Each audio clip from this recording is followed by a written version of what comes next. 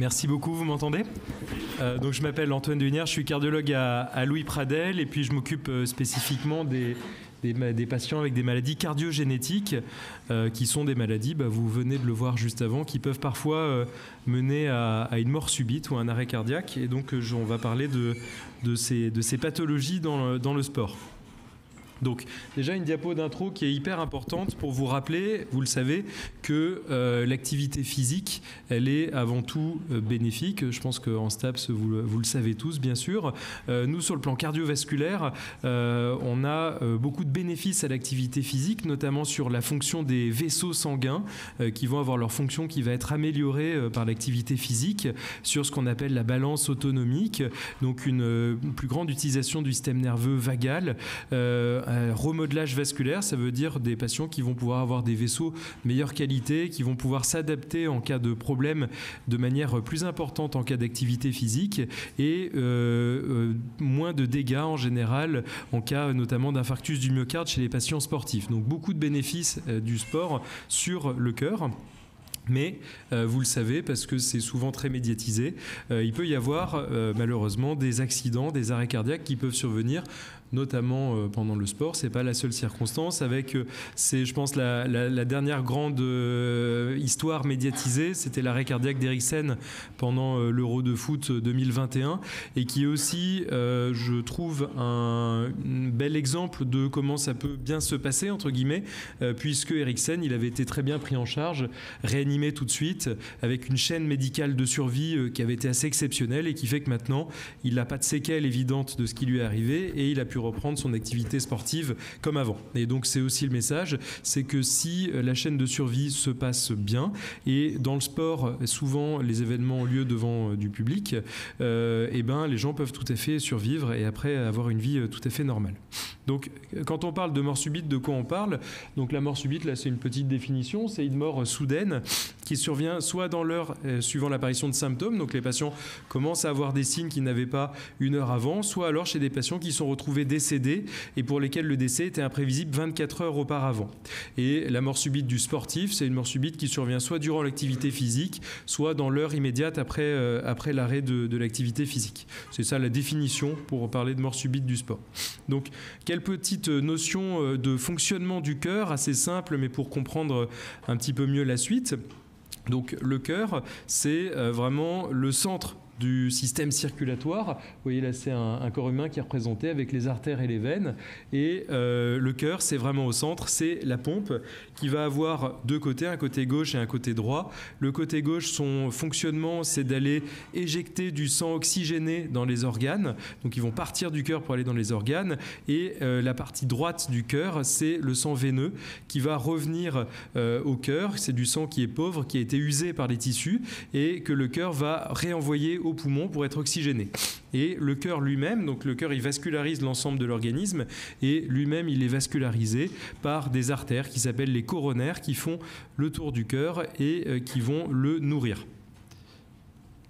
Donc le cœur, ce qui peut paraître un petit peu étrange, c'est un petit peu comme des appareils d'électroménager. Ça fonctionne à l'électricité. C'est un organe électrique avec un système électrique qui va donner la commande. Donc avec cette petite zone ici qui s'appelle le nœud sinusal, qui est le chef d'orchestre qui donne la cadence et qui fait que quand on fait du sport, quand on a une émotion, le cœur va plus vite et au contraire, quand on dort, le cœur va plus lentement. Et donc quand on a le cœur rapide, on parle de tachycardie, et le cœur lent, on parle de bradycardie. Et nous, avec un examen qui s'appelle l'électrocardiogramme, on peut voir si cet influx électrique a un aspect normal. Ça, c'est lié, on ne va pas rentrer dans des détails trop importants, mais c'est lié au fait que dans le cœur, il y a des échanges entre ce qu'on appelle des ions, donc le sodium, le potassium, le calcium qu'on trouve dans l'alimentation, qui vont rentrer et sortir de la cellule cardiaque, et c'est ça qui va faire le moteur électrique du cœur et qui va donner la cadence, le tempo, de manière encore une fois adaptée, notamment au niveau d'activité. Et cette activité électrique, elle va avoir une traduction directe qui est logique, qui est ce qu'on appelle le couplage excitation-contraction. L'électricité va entraîner la contraction cardiaque, donc on va avoir une transformation de l'activité électrique en activité mécanique, en épaississement et en contraction du cœur. Et donc, quand il y a une arythmie, donc un rythme qui n'est plus le rythme généré par ce nœud sinusal que je vous ai montré, eh ben, c'est qu'il y a en général la conjonction de plusieurs facteurs. Donc ce qu'on appelle le substrat, qui est la pathologie cardiaque du patient, plus des facteurs modulateurs, donc notamment si on s'intéresse au sport, l'intensité de l'activité, est-ce que le patient a bien fait un échauffement, est-ce qu'il s'est bien hydraté, est-ce qu'il n'avait pas des troubles ioniques justement ce jour-là, un manque en potassium, des choses comme ça, et une gâchette qui peut être par exemple l'activité physique en elle-même. Et c'est la conjonction de ces trois choses qui font qu'il peut y avoir une arythmie qui peut survenir. Donc, on va maintenant regarder les causes de la mort subite du sportif. Donc, l'épidémiologie, déjà les chiffres, et puis on va basculer directement sur les causes après. Il faut savoir déjà que ça paraît quelque chose de très important parce que quand ça survient, surtout chez des jeunes sportifs, on en entend parler dans les médias, mais c'est finalement quelque chose de rare. Les chiffres sont difficiles à avoir avec précision. On estime que ça concerne environ 1000 à 1500 personnes qui deviennent des patients du coup par an en France, et avec ce qu'on appelle une incidence qui est entre 1 sur 40 000 à 1 sur 80 000.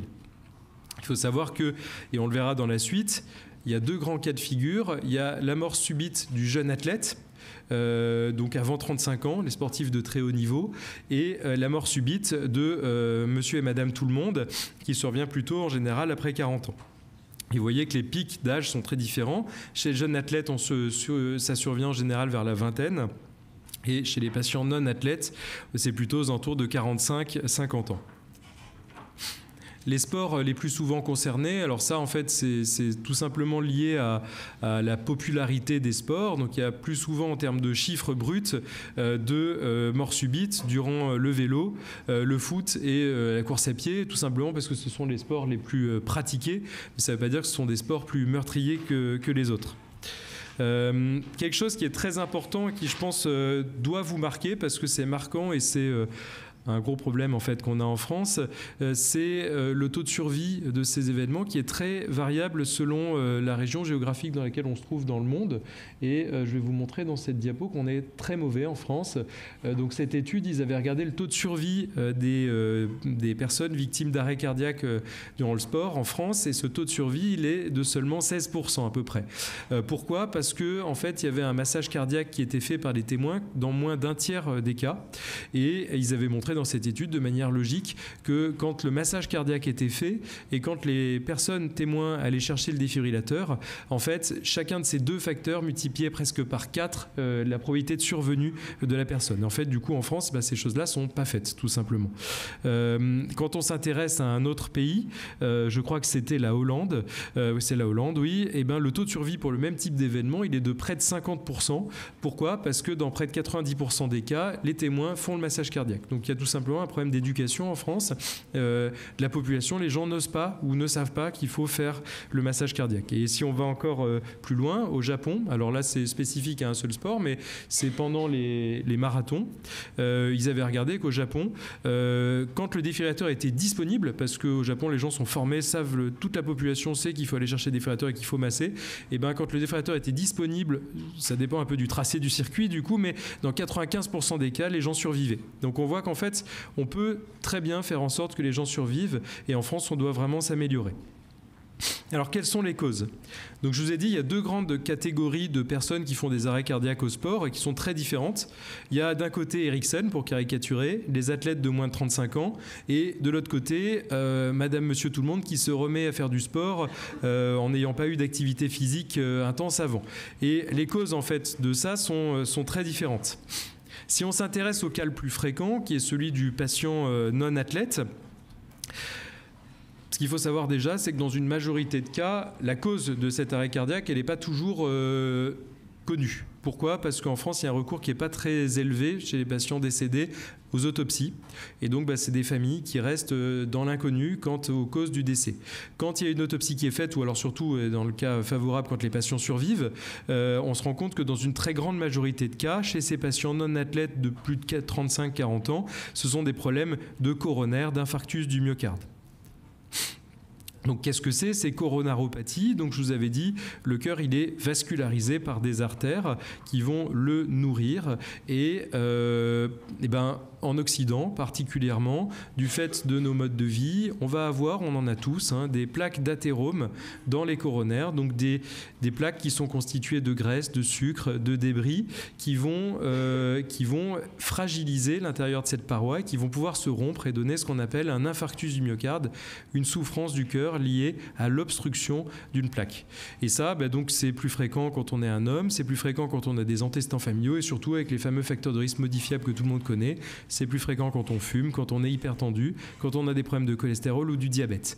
Et donc comment est-ce qu'on lutte contre ça ? En fait en faisant du sport tout simplement et en luttant contre ces facteurs de risque modifiables. C'est de très loin la cause la plus fréquente chez les patients non sportifs. Si on s'intéresse, qui est plutôt le profil de nos patients dans notre service aux patients jeunes, notamment aux athlètes, là les causes elles sont plus diverses et on a souvent, on va les détailler, des causes génétiques familiales au premier plan. Alors, on a notamment une première famille de maladies qui est ce qu'on appelle les cardiomyopathies. Cardiomyopathies, ce sont des maladies génétiques du muscle cardiaque, donc cette paroi musculaire qui est anormale du fait d'une maladie génétique. La plus fréquente de ces pathologies, c'est ce qu'on appelle la cardiomyopathie hypertrophique. Ici, vous avez un cœur qui est représenté en coupe et vous voyez, cette partie-là, elle est très épaisse par rapport à ce qu'elle doit être. Et quand on regarde au microscope, on se rend compte que les cellules cardiaques, qui sont normalement très alignées, dans cette maladie, elles sont un peu désorganisées et il y a ce que vous avez ici en bleu, des zones de cicatrices. Il faut savoir que cette cardiomyopathie hypertrophique, c'est loin d'être une maladie rare parce que c'est à peu près une personne sur 200 une personne sur 500 qui est concernée en France. C'est une maladie génétique familiale et dans la très grande majorité des cas, c'est une maladie qui est assez bénigne. Et les formes sévères sont finalement assez rares. Et donc voilà, il faut savoir que c'est une cause fréquente parce que c'est une maladie qui n'est pas une maladie rare, mais c'est la plupart des gens qui ont des cardiomyopathies hypertrophiques font du sport sans limitation et sans risque. Il faut savoir identifier les quelques patients à risque qui sont encore une fois assez rares. Une maladie plus rare mais qui est surreprésentée chez les sportifs, c'est ce qu'on appelle la cardiomyopathie arythmogène. Donc là, on est dans la partie droite du cœur et du fait de facteurs génétiques, et c'est une maladie qui est surreprésentée chez les sportifs parce que le sport aggrave la maladie, il va y avoir des cicatrices qui vont se développer progressivement dans la paroi de cette partie qu'on appelle le ventricule droit. Et donc si on regarde au microscope, on a des cicatrices, on a des dépôts qui vont se faire et c'est donc une cause assez classique de mort subite du sportif parce que les sportifs développent un peu plus cette maladie et c'est une maladie qui est par contre assez rare, c'est une personne sur 5000 à une personne sur 1000. On a une maladie qui s'appelle la cardiomyopathie dilatée, qui est en fait une famille de maladies où le ventricule gauche, donc cette partie-là, parfois le ventricule droit aussi, va être plus gros et moins contractile que la normale. C'est une maladie qui n'est pas une maladie rare, on pense que la prévalence, elle peut aller jusqu'à 1 sur 250. Un petit peu comme la cardiomyopathie hypertrophique, il y a différents profils de sévérité. Il y a aussi des gens qui vont plutôt bien avec ce type de maladie et une sévérité qui dépend de l'anomalie génétique en cause. Il y a d'autres maladies qu'on appelle les affections congénitales qui sont cette fois-ci des maladies malformatives du cœur. Donc ce sont des patients qui naissent avec des malformations cardiaques. Les cardiomyopathies qu'on a vues avant, elles se développent progressivement dans la vie. Elles sont liées à un problème génétique mais elles apparaissent progressivement. Les affections congénitales, elles sont présentes à la naissance et ce sont des malformations cardiaques. Une des causes les plus classiques de mort subite du jeune sportif, c'est l'anomalie congénitale des coronaires. Donc tout à l'heure, on a vu les phénomènes d'athérome, donc de plaques dans les coronaires. Il y a aussi d'autres problèmes qui peuvent arriver sur les coronaires, c'est des coronaires qui peuvent être à la naissance mal branchées par rapport à ce qu'elles devraient être. Donc soit connectées dans le mauvais sens, soit qui peuvent avoir un trajet anormal et ces coronaires, elles vont pouvoir souffrir à l'effort et le cœur va pouvoir manquer d'oxygène parce que la coronaire a un trajet un peu bizarre et elle peut être un peu tordue dans son trajet et donc c'est une cause assez classique d'arrêt cardiaque du sujet jeune. Il y a d'autres cardiopathies malformatives qu'on ne va pas détailler parce qu'elles sont très nombreuses où il peut y avoir des communications entre les cavités, des cavités mal branchées, des tuyaux entre guillemets mal branchés. Donc c'est une très grande famille de pathologies.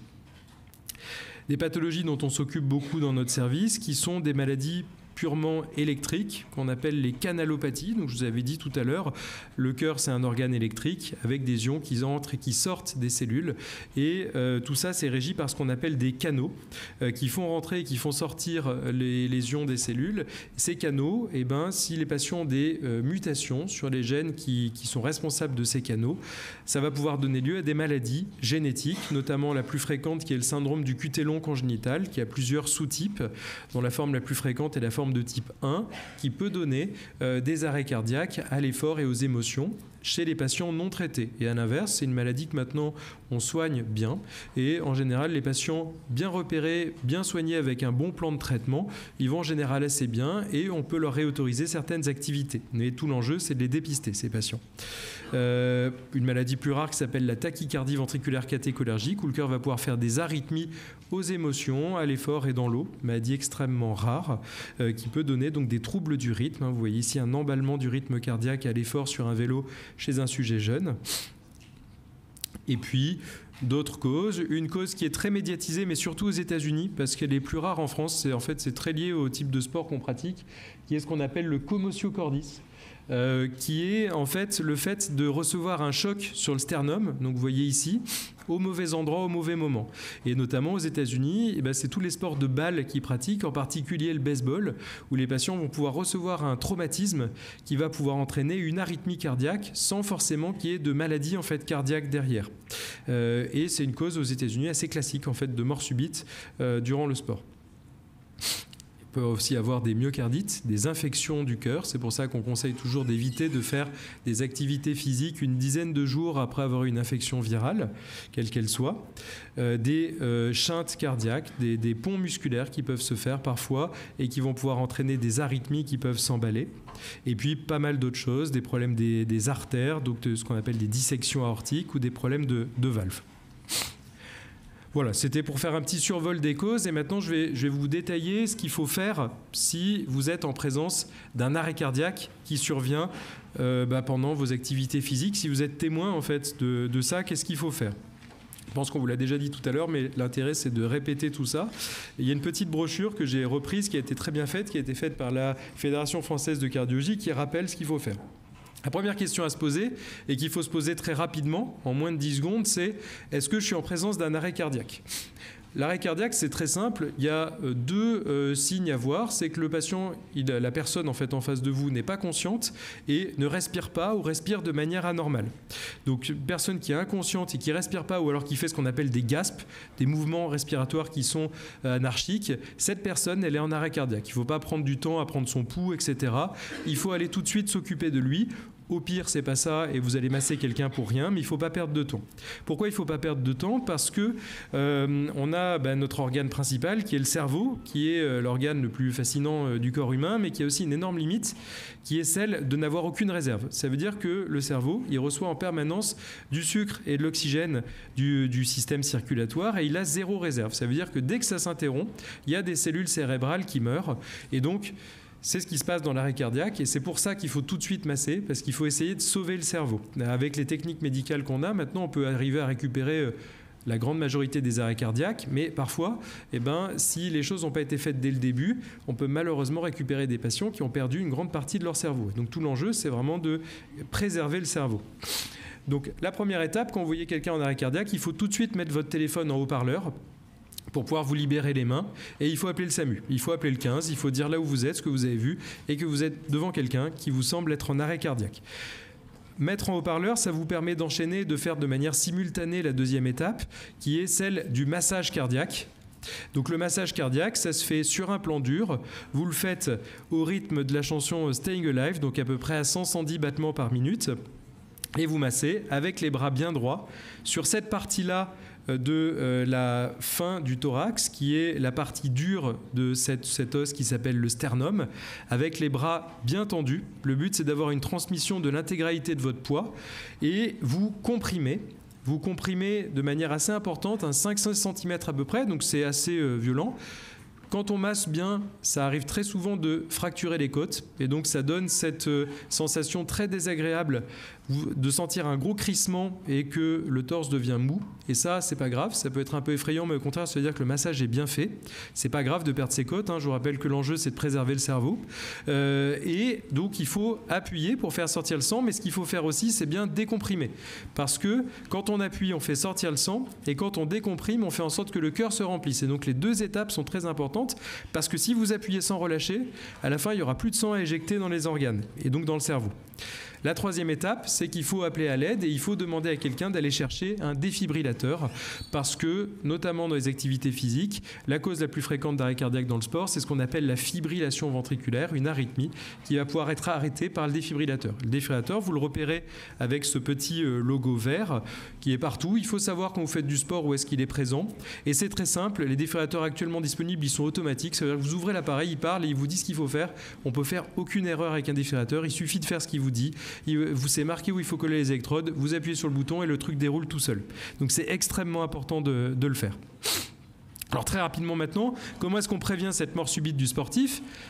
Je vous ai dit que la cause la plus fréquente, c'est l'infarctus du myocarde et les maladies apparentées. Donc il faut lutter contre les facteurs de risque qui sont le tabac, l'hypertension, le cholestérol, le diabète et la sédentarité. Donc ça veut dire comment est-ce qu'on lutte contre l'arrêt cardiaque ? Il faut conseiller aux gens de faire du sport. Ça, c'est hyper important. Les 10 règles d'or des cardiologues du sport, je vous les laisserai lire dans le diapo. C'est des règles de précaution à faire et toutes les règles qui doivent conduire quelqu'un à aller voir son médecin avant de reprendre une activité physique. C'est hyper important. Et nous, qu'est-ce qu'on fait en tant que cardiologue quand on est en face d'un patient qui a une pathologie cardiaque ? Il faut orienter ce patient vers quelqu'un qui connaît bien ce type de pathologie. Ça, c'est très important. En fait, la médecine et surtout la cardiologie maintenant est devenue très spécialisée. Donc, il faut qu'un patient qui veut faire du sport avec une pathologie soit orienté vers la bonne personne. Et nous, on se base sur des recommandations internationales, mais aussi et presque surtout sur une littérature. C'est-à-dire qu'il y a de la recherche qui est faite en permanence et qu'on lit et on se tient à jour tout le temps pour savoir le niveau de risque. Qu'est-ce qu'on peut faire pour lutter contre le risque. Selon les pathologies, on peut donner des conseils aux patients, on peut leur donner des médicaments. Parfois, on peut être amené à implanter un défibrillateur, faire des interventions qui s'appellent des ablations, aller brûler des petits foyers dans le cœur. Et on se tient à jour. On se tient à jour pourquoi ? Parce que quand on regarde par exemple le syndrome du QT long congénital, qui est une maladie qui me tient à cœur, les recommandations avant, en 2005, nous disaient un patient avec un syndrome du QT long congénital, qu'est-ce qu'il peut faire ? Rien. Et donc la consigne, c'était le no sport de Churchill. Ça veut dire qu'est-ce qu'il fait le patient avec un QT long ? Rien. Et donc c'était complètement déconnecté de la réalité parce qu'on se retrouvait avec des jeunes qui voulaient faire des choses.